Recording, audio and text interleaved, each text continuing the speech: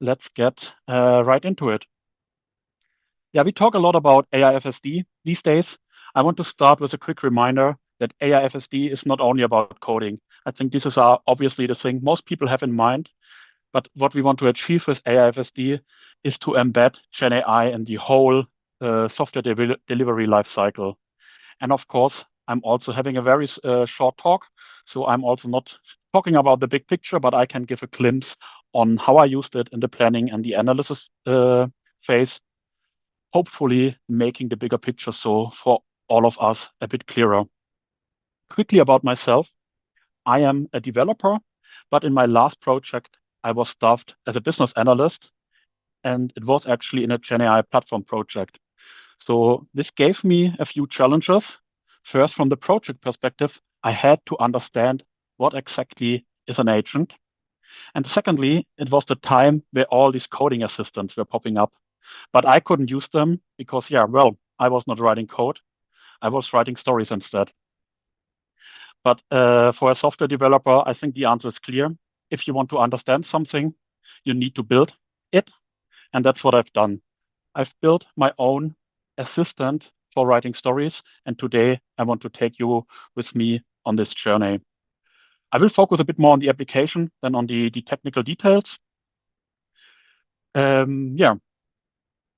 Before we get into the details, I want to start with what we've probably all have done in one way or another.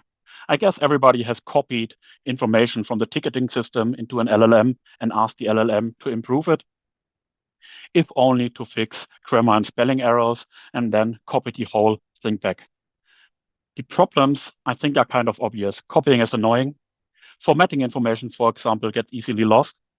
And the bigger problem is that the LLM does not know anything about the project. The first attempt to improve this is, I'm not sure if you are maybe doing this already, it's like creating a default prompt where you embed some project context and you reuse this. But I believe we can do better. And we can do better by building an agent. And therefore, a quick excursus on what an agent actually is. An agent is a software system that acts on behalf of the user and can autonomously independent complete tasks.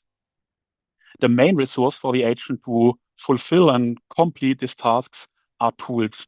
Tools are either external resources or functions that the agent can call independently. On the right side, we also see here like a high-level architecture of how such an agent looks like. We have some agent application code, for example, in Python that interacts with the LLM. So it sends the prompts to the LLM, and whenever the LLM requests additional information from tools, the application calls these tools and provides the information back to the LLM. In the context of like writing Jira stories, I think the tools are kind of self-explanatory. We need a tool to access the documentation of our product. We need a tool to retrieve Jira issues and to update Jira issues. So let's see now how this can look in practice. I have implemented here this first agent or copilot based on Streamlit and PydanticAI. The text of the epic and the story is not that important. I just want to give you an impression how it works. That's, of course, all a pet project. I'm not sharing any client data here. But yeah, like we've seen the epic. And if we jump now into the linked story, here you see very similar to coding assistants, we can ask here the assistant to fill out the story. You see here in this dropdowns the tools that the agent is calling. Firstly, it retrieves the epic, and afterwards it queries the documentation with different keywords, and then it comes up and basically fills out the story. After it's saved, we've seen then also that it's like here, completely synced with Jira. Yeah. I have used exactly the setup for a few weeks in my project, and I want to share now a bit with you how this has changed my workflow. I have used this assistant for writing down the epics in a nice format. I have not used the assistant too much for like coming up with ideas. This was still driven by the stakeholders, by the development team, and of course, our users. Also, the typical next step, the epic breakdown. Also, this is an area where I personally did not find the AI super helpful. I think there are two reasons. One is, in my observation, the AI leans to do horizontal splitting instead of vertical ones, typically something that we don't want. And secondly, that's my way of working. I often had like the stories already visualized in my mind, and it was much easier to create the stories myself than telling the agent about it. So my main usage was therefore the story writing. And my start actually was not so different to what you've seen in the video. I typically just gave a few impulses, like the title of the story, maybe a few bullet points, and I asked the agent to create the first version of the story. Of course, I've basically never solely relied on the initial output, but I iterated on it, meaning I have deleted unnecessary details or things that did not make sense, and I asked the agent interactively to refine and improve the story. Unfortunately, I've never properly measured this, but like my gut feeling is a bit that I could reduce the time I really spend on writing, that I could reduce this by half, and I think that is some benefit. The question, of course, is, does this impact the follow-up steps? Do we have, for example, now hallucinated points that we accidentally implement? Luckily, this never happened. I mean, we have the refinement, and it's like another quality gate where the team reviews the story and we kind of check all together that the story still makes sense. That's, of course, also valuable when working with AI. I think a very interesting question to which I unfortunately don't have an answer is, does writing stories with AI improve the quality so that also the conversations in the refinement get better? Yeah, my data, the time I used it was too small. We also had changes in the team so that I cannot say anything clear here, but I would be very curious to hear if other people made their experiences. Let's recap now where I think it proved super valuable for me. First of all, it helped with the blank page problem. It's much easier to start with a few rough ideas and let the agent make a first version of the story than writing this all down by myself. So it has really helped me to get started quicker. Next, I also enjoyed like this interactive working style. So I asked the agent to change, then I checked how it incorporated it into the story. So this really helped me to get more into this flow state and being so much more focused during the story writing. The third point is, yeah, basically, I'm not sure if you also made this experience, like when you start writing a story, you have an initial idea of it, but the more you work on it, you change it. Like you change acceptance criteria, and out of a sudden, the story is about something else than the initial idea. Then it was initially about it. And before using the AI, it often happened that, I don't know, the title was still outdated or the description or something was still not kept up to date. Here, for me, the AI really proved helpful to ensure the stories stay consistent. And like if I change one thing, also like the other things get updated. And the last point is LLMs are very good in summarizing text. And so if the LLM has access to like the surroundings of the story, so either the user documentation or the epics, I found it very helpful in summarizing this and providing so a very concise story context. With very few words, it kind of explained the story very well and where it fitted into the bigger picture. And personally, this helped me a lot in communicating stories better, both with the team, but of course also with other stakeholders that were maybe not too much involved in like the day-to-day work and were a bit like far away. Of course, there are also a few things where I believe we have to be careful in applying AI. The first thing is technical specification versus user stories. LLMs are used a lot for coding assistance during implementation.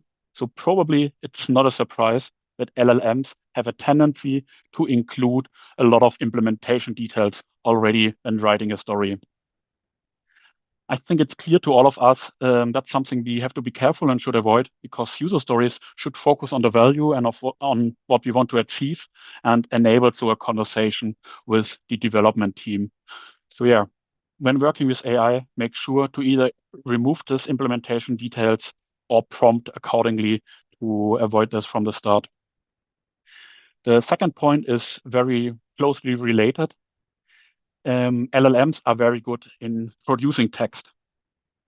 On the contrary, writing stories is not necessarily about having a lot of text. Often the generated text is not wrong. It actually sounds useful, but in my experience, it also distracts from what the story is about. Like a simple example is that the agent adds an acceptance criteria for writing unit tests. Sure, unit tests are useful, but it's also unnecessary details in the story, because typically the development team is anyway aware of this. And so we have to reduce the noise and have to be careful when we work with AI on stories.